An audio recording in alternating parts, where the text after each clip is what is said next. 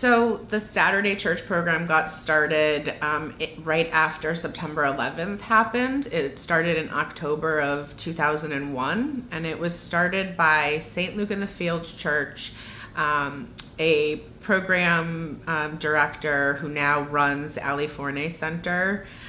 They all got together and talked about how the church had this space by Christopher Street. The Christopher Street Pier has traditionally been sort of the center where all LGBT youth congregate. And so they decided that they would have a small program. It started out with just dance classes and pizza.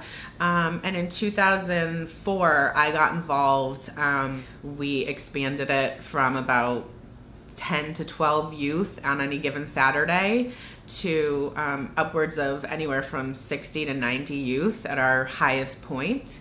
And we provided HIV testing, legal services. It went from just ordering pizza to a full 4-course meal that we served every single Saturday, cooked by a professional chef. We had volunteers, we had an art program, we continued to provide the dance classes, and we had the space to allow the youth to vogue, which in the film is part of the main theme, the dance and music. And so that's really sort of where that came from. So I was involved with it for 10 years. I worked every Saturday, and we provided crisis counseling. We had a clothing room where donations, we turned it into what we call the pop-up shop. So we took away the stigma of the youth needing donated clothes. So we really made it into this experience for them. And we were very lucky to have a lot of youth who came for 5, 6, 7, 8 years, and how I was part of it for most of its growth.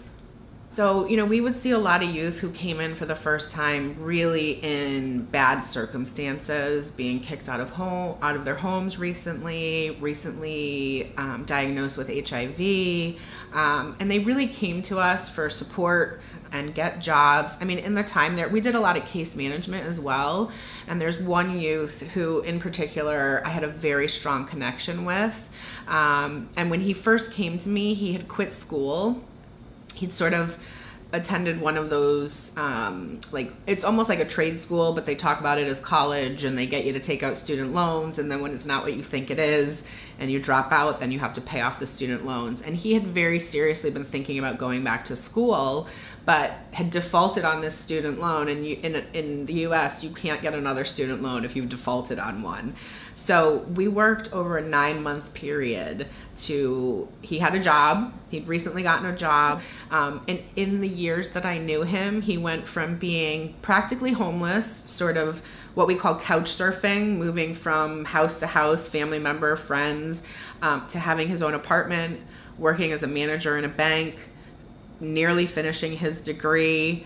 And it was that stuff that really kept us coming back, watching youth go from these really challenging situations into much better situations, right? And a lot of that was because of the support that they got at program.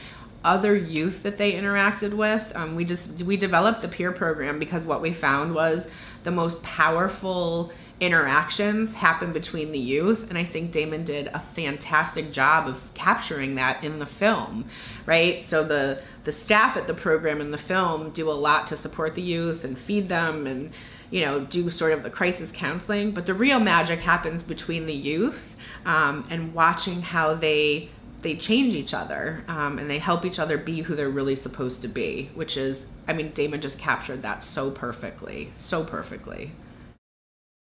性別に悩むユリシーズが出会ったのは、土曜の夜の教会、音楽と笑いがあふれる場所。This belongs to an animal. Look at these hoops, though. Things are hard enough as it is. You know nothing about me. Babe, you know I'm moving on. Yes. 真夜中の教会で見つける本当の自分。今、心の声に従う。サタデーナイトチャーチ、夢を歌う場所。